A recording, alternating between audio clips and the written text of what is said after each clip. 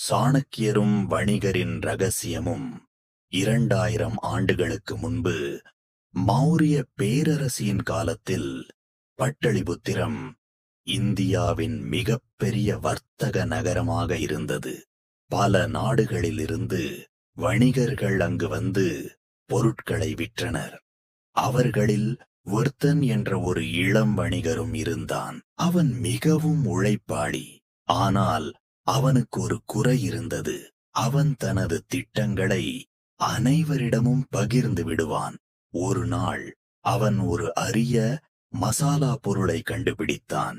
அதை வாங்கி பின்னர் அதிக விலைக்கு விற்க முடியும் என்று நினைத்தான்.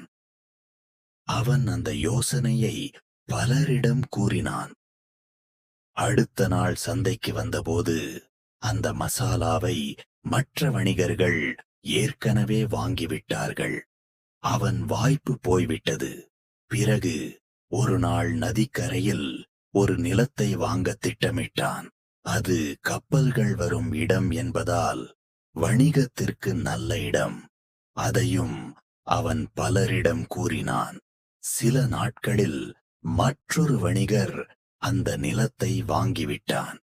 அவன் சாணக்கியரை சந்திக்க முடிவு செய்தான். அவன் தனது பிரச்சனையை கூறினான். சாணக்கியர் அமைதியாக கேட்டார். பின்னர் ஒரு சிறிய குடுவையில் விதைகள் கொடுத்து கூறினார், சந்தையில் நடந்து செல்லும் போது இந்த விதைகளை எங்கே நட்டுவிடப் போகிறாய் என்று அனைவருக்கும் சொல்லிக் கொண்டு போ. வர்த்தன் அதைப் போலவே செய்தான். மக்கள் பல கேள்விகள் கேட்டார்கள். சிலர் சிரித்தார்கள். அடுத்த நாள் அவன் தனது நிலத்திற்கு சென்றபோது மண் குலைந்திருந்தது. சில விதைகள் திருடப்பட்டிருந்தன. சில விதைகள் மிதிக்கப்பட்டிருந்தன. சாணக்கியர் கூறினார், சாலையில் வீசப்பட்ட விதை வளராது. அது மண்ணுக்குள் பாதுகாப்பாக இருக்க வேண்டும். அதேபோல் யோசனைகளும் பாதுகாக்கப்பட வேண்டும். திருவள்ளுவர் கூறுகிறார், சொல்ல வேண்டிய வார்த்தை நேரமிடம் அறிந்து சொல்ல வேண்டும். சாணக்கியர் கூறினார், உன் திட்டங்களை எல்லோரிடமும் கூறாதே.